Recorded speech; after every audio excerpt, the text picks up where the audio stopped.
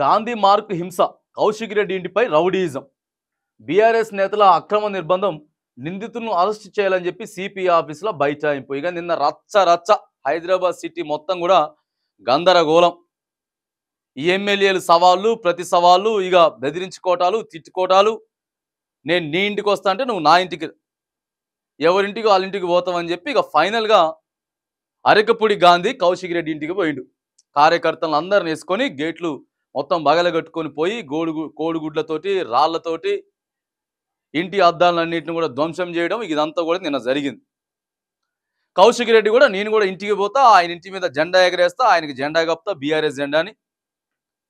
నీకు సిగ్గుశరం ఉంటే ఒకవేళ నువ్వు కాంగ్రెస్ పార్టీ నీకు కావాలనుకుంటే రాజీనామా చేయి, ఎమ్మెల్యేకి రాజీనామా చేసి నువ్వు మళ్ళీ కాంగ్రెస్ పార్టీ నుంచి అడికెళ్ళి పోటీ చేయి, నేను బీఆర్ఎస్ పార్టీలోనే ఉన్నా అని చెప్పేసి ఆయన. ఇదంతా కూడా నిన్న హైడ్రామా జరిగింది. ఈ హైడ్రామా జరిగింది.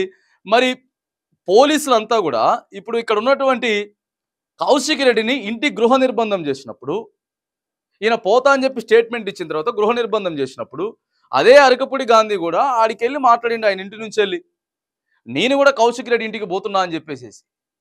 మరి అక్కడ గృహ నిర్బంధం ఎందుకు చేయలేదు? గాంధీని ఎందుకు గృహ నిర్బంధం చేయలేదు? ఆడికెళ్ళి మరి కౌశిక్ రెడ్డి ఇంటికి వెళ్ళేటటువంటి మార్గ మధ్యంలో అయినా సరే ఆపేయాలి కదా. ఆపేసి ఉంటే ఇక ఇంత రచ్చ కాకపోయేది నిన్న. ఇక పోవడం, అక్కడికి పోయేసేసి అంతా హంగామా సృష్టించేయడం. ఇక ఆడికెళ్ళి హరీష్ రావు బయలుదేరి సిటీకి రావడం, జిహెచ్ఎంసీ పరిధిలో ఉన్నటువంటి 10,000 మంది కార్యకర్తలు అంతా కూడా ఈ రాత్రికే మొత్తం మీరు పోలీస్ స్టేషన్కి చేరుకోవాలి, రోడ్ల మీద కంటే రోడ్ల మీదకి వచ్చేసి వీళ్ళందరినీ 2-3 గంటలు సిటీలో తిప్పి ఈ కథ జరిగింది మొత్తం నిన్నంతా కూడా. ఇదే కథ జరిగింది. అంటే ఏ ఒక్క పార్టీని అని చెప్పి మేము అంటలేము. చూడండి ఎక్కడి నుంచి ఎక్కడికి పోతున్నదంటే ఇది మళ్ళీ తెలంగాణ, ఆంధ్ర సంబంధించినటువంటి ప్రాంతీయ వివాదాలు తీసుకురావడం, ఇవన్నీ కూడా జరుగుతూ ఉన్నాయి. డైరెక్ట్ ముఖ్యమంత్రి గారిదే దీంత పోలీసుల సపోర్ట్ ఉన్నది, ముఖ్యమంత్రి గారి సపోర్ట్ ఉన్నదని చెప్పి బీఆర్ఎస్ పార్టీ వాళ్ళందరూ అంటా ఉన్నారు నిన్న. ఒకవేళ సపోర్ట్ లేకపోతే గాంధీకి అంత డేర్ ఆడికెళ్ళి వచ్చింది. డైరెక్ట్ ఎమ్మెల్యే ఇంటి మీదకి వచ్చి దౌర్జన్యం ఎట్లా చేస్తారు? దానికి మరి పోలీసులు ఎందుకు అడ్డు చెప్పరు? ఇదంతా కూడా నిన్న చాలా హై టెన్షన్ వాతావరణం నెలకొన్నది. హరీష్ రావు భుజానికి గాయమైనది. ఇవన్నీ కూడా నిన్న జరిగినాయి.